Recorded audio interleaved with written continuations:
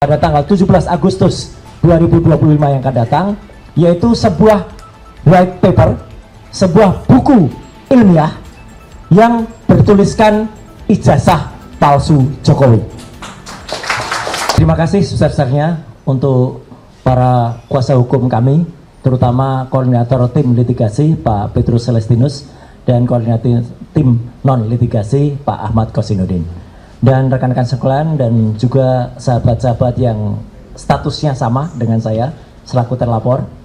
Alhamdulillah pada kesempatan yang sangat baik ini saya sekaligus juga melaporkan bahwa kami bertiga pada awalnya, yaitu RRT ya, Rismon Hasiolan Sianipar, kemudian Roy Suryo dan Tifausia Tiasuma, ini sekaligus menjawab tantangan bahwa kami itu yang tadi seperti dikatakan Pak Ahmad Kosinudin, didukung atau ada politik yang di belakang kami.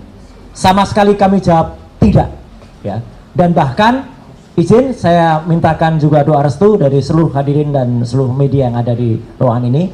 Insya Allah kami bertiga akan memberi kado yang sangat indah pada peringatan 80 tahun usia kemerdekaan Indonesia pada tanggal 17 Agustus 2025 yang akan datang, yaitu sebuah white paper, sebuah buku ilmiah yang bertuliskan ijazah palsu Jokowi. Buku ini sepanjang 500 halaman.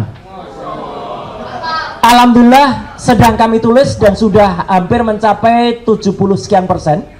Bang Respon menuliskan soal detailnya, saya menuliskan mulai dari prakata, mulai dari kisah ijazah palsu ini pertama kali dugaan masyarakat, kemudian penjelasan soal Declaration of Human Rights, penjelasan soal Undang-Undang Dasar 45, penjelasan soal Undang-Undang Keterbukaan Informasi Publik nomor 14 tahun 2008, penjelasan Undang-Undang ITE nomor 11 2008, 19 2016, nomor 1 tahun 2024, dan juga termasuk penjelasan soal undang-undang yang lain dan undang-undang khususnya. Dr. Rismon akan menuliskan detail soal analisis teknis yang jauh lebih detail. Misalnya soal analisis red, green, blue, soal lintasan cap, kemudian image comparison, face recognition, dan lain sebagainya. Kemudian Dr. Tifa menuliskan dari sisi behavioral neuroscience-nya. Semua itu akan menjadi satu buku yang insya Allah itu akan terbit dalam dua versi, akan terbit secara cetak analog dan juga akan terbit secara digital, dan sedang kami mohonkan nomor ISSN-nya, ya, ISBN-nya. Dan insya Allah juga itu akan diterbitkan secara internasional oleh Pak Chris Komari selaku koordinator dari FDI, Forum Diaspora Indonesia, dan akan diedarkan ke 25 negara di seluruh dunia. Jadi kami bertanggung jawab penuh atas buku itu, dan kami juga menantang kalau buku ilmiah jawab dengan ilmiah. Jadi misalnya mereka menjawab, oh ya tahun KKN-nya tadinya 83 berubah 85. Nah itu jawaban ilmiah dari mereka misalnya. Oh ya gitar listrik bisa dimainkan di desa tanpa listrik misalnya. Nah itu jawaban dari mereka misalnya begitu. Ya, jadi kami dan itu akan menjadi kado cantik pada peringatan hari Minggu tanggal 17 Agustus. Sehari sudahnya, insya Allah Pak Kosinudin, Pak Petrus dan teman-teman lain, saya akan mohon izin untuk juga mendeklarasikan bersama sahabat-sahabat Purnawirawan dari Ngayogyakarta Hadiningrat, dari Jogja, bahwa akan ada statement, akan ada sabda dari kota Yogyakarta pada tanggal 18 Agustus tahun 2025. Jadi izin saya saya Minggu masih di, Senin saya udah akan ke Jogja. Jadi artinya itu insya Allah akan memperkuat bagaimana nanti kalau Presiden Republik Indonesia bersikap, maka Nagari Ngayogyakarta Hadiningrat sudah akan bersikap juga terlebih dahulu ya untuk mendukung soal ijazah palsu ini. Yang kedua, mendukung statement dari Pak Kosinudin tadi ya. Kami siang hari ini masih melihat ada seseorang yang bergentayangan dan berkuar-kuar di Mapolda Metro Jaya yang dikenal dengan nama si Plester. Ya, saya nggak tahu nama lengkapnya, yang penting dia si Plester. Memang harus diplester mulutnya. Ya, karena apa?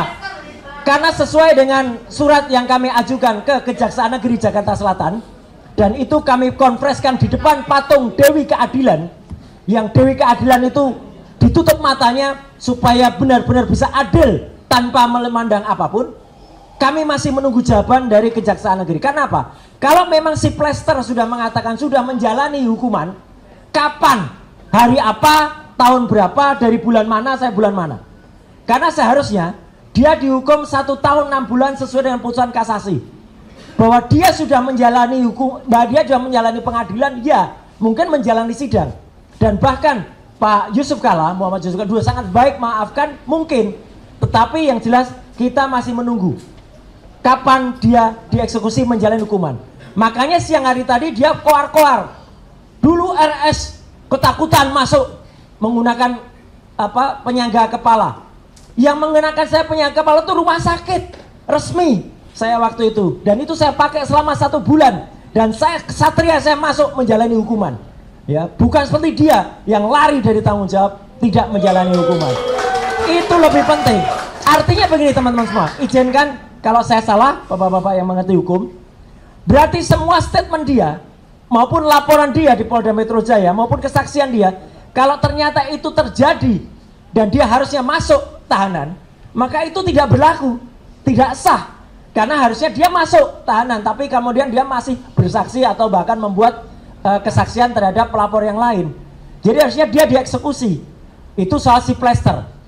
Satu lagi yang saya harus bilang mohon maaf, satu lagi yang kemarin teriak-teriak soal oh itu harus masuk penjara, yaitu orang namanya AA inisialnya, ya, yang dia kehilangan otaknya ketika digebukin di depan DPR, ya.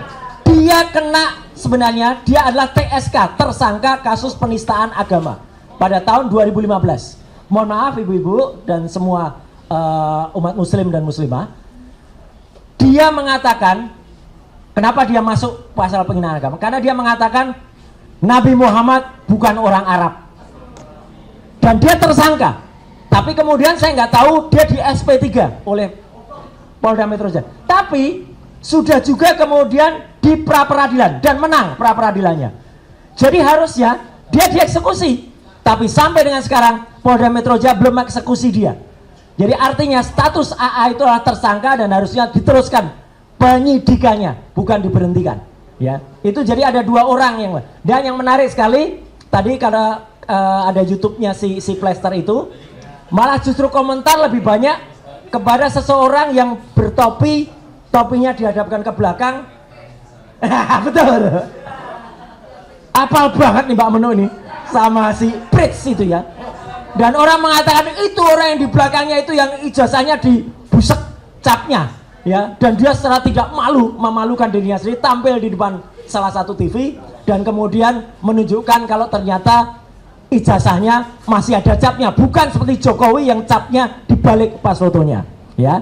Nah, jadi sekali lagi saya tegaskan untuk teman-teman media yang ada di sini, saya patuh dan taat dengan kesepakatan bersama. Jadi insya Allah sore hari ini saya juga akan live di TV tanpa si Plester, ya, gitu. Dan pada hari Rabu yang akan datang itu akan ada acara. Pak Kosidudin tahu persis sejarahnya. Harusnya acara itu mengulas tentang si Plester, tapi kami tegas, kami tidak akan hadir kalau masih ada si Plester yang belum menjalani hukuman. Alhamdulillahnya, salut kepada TV itu, saya nggak akan sebutkan TV-nya, tapi acaranya head to head. Hostnya Elvira Kairunisa. Topiknya diganti, bukan si Plester lagi. Jadi kami akan hadir kalau tanpa si Plester. Ya, karena tidak sopan kalau itu ada. Dan yang terakhir, tadi sudah disampaikan juga oleh Pak Kosinudin, ini bukan nomor-nomor, ini saya tunjukkan buktinya. Jadi ini adalah akun resmi, akun sosmed, maaf, milik seseorang namanya VL. VL itu siapa?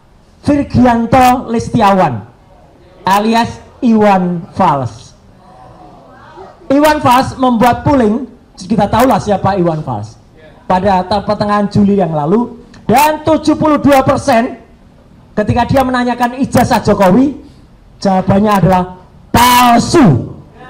Jadi terima kasih Mas Iwan Fals bersama grupnya, ya, hanya 14% yang mengatakan asli. Nah, jadi artinya makin banyak lagi selain Refri Harun, juga Irman Badan.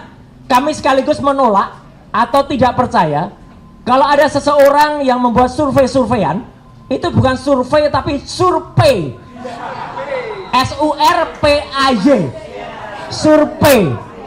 Kenapa survei? Soalnya sekarang orangnya lagi protes. Terima kasih kepada Presiden Prabowo yang sudah menghapus ya tantiem bonus itu. Nanti mungkin Pak Manusia Merdeka, Pak Saidido bisa menjelaskan dengan lebih detail ya.